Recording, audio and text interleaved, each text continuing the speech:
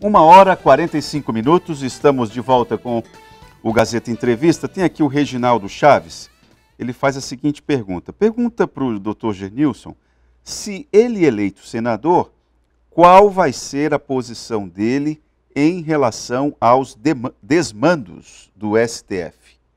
Como é que você, uma vez senador, como é que essa relação do Supremo com o Executivo, a relação do Supremo com o próprio Congresso, na tua avaliação, na tua leitura, tem sido uma relação saudável, republicana, ou o Supremo tem interferido nos trabalhos do Parlamento? O Reginaldo Chaves está te perguntando isso. Olha, então, nós vivemos aqui no Acre, vou dar esse exemplo, porque se aplica também no contexto nacional. Nós vivemos aqui no Acre uma relação entre os poderes, que é aquela que a democracia permite, em que o meu posicionamento tem sido de respeito aos poderes até o momento em que ele invade a linha da sua atribuição. Eu tenho um profundo respeito e um bom relacionamento com o poder judiciário do nosso Estado. Nunca vi aqui da parte deles nenhuma, concretamente, não estou no cenário nacional e participando ali do cotidiano, não tenho visto por parte deles nenhuma tentativa de usurpar as nossas atribuições parlamentares ou legislativas. Estou oposição ao atual governador, uma oposição propositiva. Quando ele manda algum projeto para a Assembleia, que é projeto que ajuda a população, eu apoio. Quando são projetos que prejudicam a população, eu digo não conte comigo. E ainda vou para cima no sentido de cobrar mudança de postura. E essas nossas cobranças de mudança de posturas, inclusive o governo tem mudado. E tem, em alguns projetos, corrigido erros que estavam sendo cometidos. Então a minha postura vai ser essa, vai ser de sempre que o poder judiciário, o STF, tiver trabalhando dentro das suas atribuições, trabalho deles. Agora, na hora que quiser usurpar as nossas atribuições legislativas, eu irei me posicionar. Bom, eu quero aproveitar essa pergunta do Reginaldo e fazer uma espécie de combo de perguntas, um combo de perguntas, um conjunto, uma ruma de perguntas em uma só. Eu queria que você aproveitasse esse espaço para você se posicionar, Genilson, em alguns temas que nós da comunidade, e aqui eu quero ser aqui uma espécie de porta-voz, me arvorar essa condição, é quase uma arrogância da minha parte, mas temas como aborto, questões relacionadas a gênero, consumo de droga, liberação de drogas, que esses assuntos podem até não fazer parte da nossa relação de urgências, não é? Mas eu queria que você se posicionasse, porque as pessoas, vez por outra, cobram um posicionamento do parlamentar em relação a isso, não é? Eu queria que você se posicionasse para que as pessoas entendessem o que você pensa sobre esses assuntos. Olha, tá, esses são assuntos, desde o ponto de vista da sua importância, que eles representam a ansiedade em alguns grupos sociais que de fato querem saber o que o parlamentar, o que o político pensa acerca deles. No entanto, eu tenho focado e gastado muitas minhas energias, mas para aqueles que eu percebo que fazem parte da necessidade vital das pessoas no seu cotidiano, como saúde, geração de emprego e renda, essa questão de educação, essa parte mesmo da geração de trabalho, a nossa juventude que está aí entrando no mundo da criminalidade porque não tem perspectiva de trabalho. Agora, acho que quase todo mundo tem, da política, opinião sobre esses assuntos. Nessa questão de uso de drogas, a gente está vendo que o nosso país está enfrentando muitas dificuldades por conta disso. Então, nós não podemos permitir que a gente avance nesta pauta sem ter condição de criar. Por exemplo, quando você libera drogas, você acaba sufocando mais o sistema de saúde de pessoas doentes. Tá aí, antes de eu entrar aqui, você estava apresentando no Gazeta Alerta aqui uma série de pessoas que estão roubando os fios ali do Morran, né? As pessoas estão aí no centro da cidade, feitos zumbis por conta das drogas. Como é que a gente vai discutir liberação de drogas, né? Isso, para mim, que sou médico, né, e vejo as dificuldades que as pessoas, o sofrimento, a doença que as pessoas estão passando no cotidiano, como é que a gente vai discutir isso? Eu acho que esse assunto ele é tão valorizado do ponto de vista daqueles que querem atribuir a determinados perfis políticos responsabilidade, né, que chegam a forçar a barra. Estão longe, né? das nossas urgências. Estão longe das nossas urgências, desde o ponto de vista de fazer isso. Isso é na verdade, até uma forçação de barra mesmo de quem usa isso para querer macular a imagem. A minha vida aqui nesse estado tem sido salvar vida, cuidar da saúde das pessoas, cuidar, né, da rotina. Outro dia, inclusive, eu vi, tem um print de um eleitor do Alan Rick, né, me colocando como o senador candidato que defende, tem um print aqui, o Alan Rick como senador da família, como se eu não tivesse família, né, como se eu não tivesse cuidado com a minha família, me colocando como o cara que não tem família e me colocando como o cara que sou a favor da liberação das drogas. Isso é um absurdo, né? Isso é uma falta de respeito com quem, né, na minha condição de médico num estado como esse, fez o sacrifício que fez. Né? Quem é que fez um sacrifício pela vida das pessoas parecido com o que eu fiz nesse estado? Né? Eu me afastei ali da Assembleia, a diretora do pronto-socorro me ligou e disse: Genilson, estou com 2 médicos doentes, um monte de paciente entubado aqui na UTI e estou precisando de você, você pode me ajudar? Eu sabia que eu podia ir e morrer, né? Como muitos colegas morreram, mas eu disse: me coloca na escala de plantão que eu vou.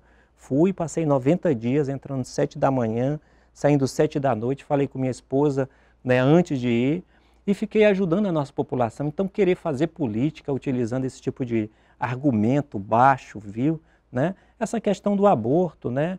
Eu entendo que existe uma legislação para casos específicos, mas não tem nada mais importante na vida de um ser humano. São 3 né? casos, né? Só pode detalhar os 3 casos para nos ensinar, por gentileza? Isso.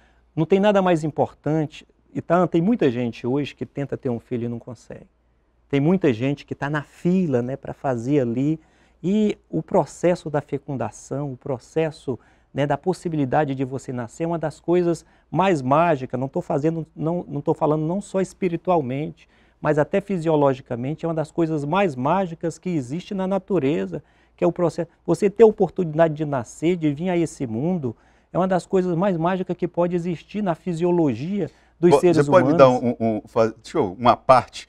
Eu me lembro de uma aula de um professor de fisiologia, que eu também já fui metido nisso, e ele falou o seguinte, para que estatisticamente, do ponto de vista estatístico, quando o pedacinho do homem se junta com o pedacinho da mulher, para que as coisas se encaixem perfeitamente, do ponto de vista estatístico, a vida é quase um milagre. É quase um milagre. Então, você ter a oportunidade de vir a esse mundo, né, é um milagre, na verdade, é um milagre.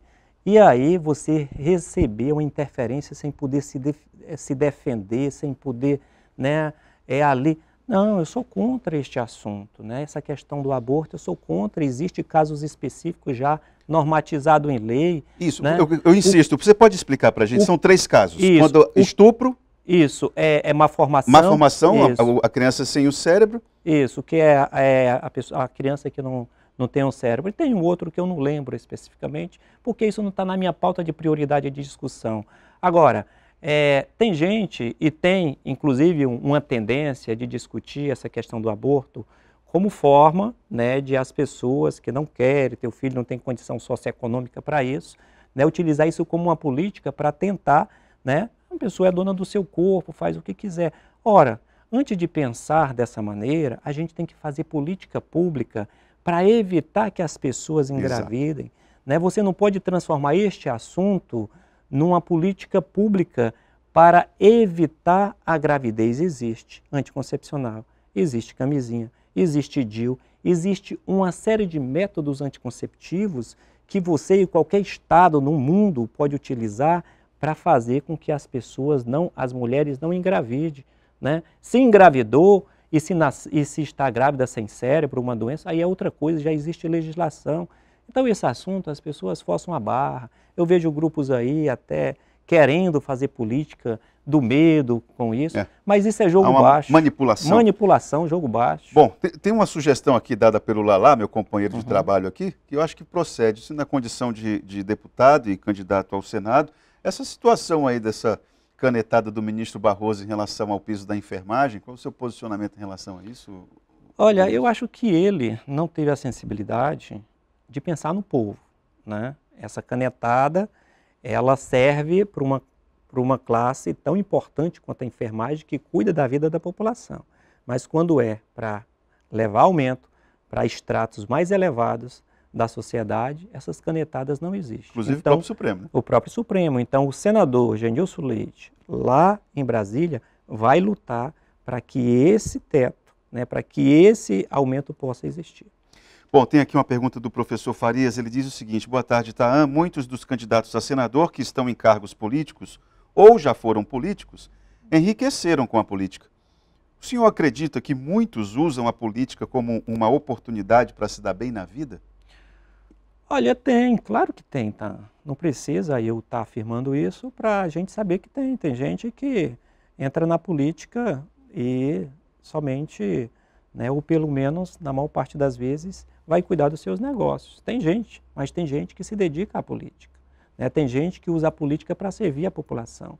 Eu vejo muita gente aí suando a camisa, subindo o rio, descendo o rio, entrando em greve, brigando por melhorias para o povo. Eu vejo muitos políticos também dedicados à vida da população. Eu, então, tenho uma profissão e estou numa atribuição. A minha profissão é medicina, né? E a minha atribuição agora, política, é deputado estadual. Eu tenho utilizado até aqui essas duas, né, missões para mim ajudar as pessoas. Né? Agora na pandemia, se eu tivesse tirado a pandemia para ganhar dinheiro, eu tinha terminado a pandemia rico, né? Mas eu não ganhei um centavo na pandemia porque eu entendia que nós estamos vivendo um momento de muita dificuldade na nossa população, que era uma questão de vida. Não cobrei um centavo de ninguém para mim fazer uma consulta, para me atender, para me ir na casa. Alguém está te olhando aqui, né? Te ouvindo, falando, você já estava em campanha. No período da pandemia? Sim, com esse raciocínio. Não estava, porque isso não é uma coisa de agora. Isso é uma coisa desde a minha formação. Sabe onde foi o meu primeiro trabalho quando eu me formei? Foi no Haiti. Os haitianos votam naquele terremoto, quando os haitianos, né, passaram por toda aquela situação, matou milhões de pessoas lá, me ligaram dizendo, estamos precisando de médico voluntário para ir para o Haiti. Eu fui para o Haiti. Os haitianos votam no Acre? Não votam. O pessoal de Brumadinho vota no Acre quando caiu a barragem, né? E você foi lá? Eu fui para lá ajudar, porque estava faltando médico e me convidaram. Eles não votam no Acre. Quando eu vou nas cabeceiras do Rio Muru, o Rio Tejo, que é um afluente do Rio Juruá, lá atender uma pessoa que talvez eu nunca mais veja ela, você acha que eu vou saber se ela vai votar em mim ou não? Claro que não. Então isso faz parte da minha natureza. Eu nasci nas beiras de rio e sei o que é você passar... Qual rio que você nasceu? Rio Muru, lá no Seringal Mucuripe. Então, naquele tempo, logo em que a borracha faliu, né, os patrões saíram dos seringais e as pessoas ficaram jogadas nas beiras de rio. Né? Não tinha canoa, motor naquele tempo, tudo diminuiu. E as pessoas passavam meses doentes na beira de um rio e não tinham um comprimido. Né? As pessoas passavam meses sentindo dor de dente e não tinham um dentista. Né? Então eu sei o que é isso. E toda vez que eu tenho a oportunidade de pegar meus equipamentos, pegar as pessoas que trabalham comigo e subir esses rios atendendo a nossa população, eu faço isso. Outro dia eu cheguei na cabeceira do Rio Muru e tinha uma senhora que estava grávida de 7 meses. Depois de muito tentar, estava grávida de 7 meses esperando o filho. Quando eu cheguei lá com equipamentos que ela nunca imaginava que eu ia levar lá, aparelho de ultrassom, que fiz, não era uma criança, era um tumor. Né? Se ela tivesse esperado os 9 meses para ter o filho, ela tinha morrido. O que eu fiz? Trouxe ela operou, voltou para lá. Então, assim, são iniciativas como essa, né, ou são atitudes como essa que eu tenho tido na minha vida. Né? Genilson, o André, do bairro Esperança 3, ele está mudando o rumo da nossa prosa aqui, porque a questão da saúde pública é sempre... Bom, intervalo? Então vamos fazer o seguinte, vamos deixar a pergunta do André, que guarda a relação com questões econômicas.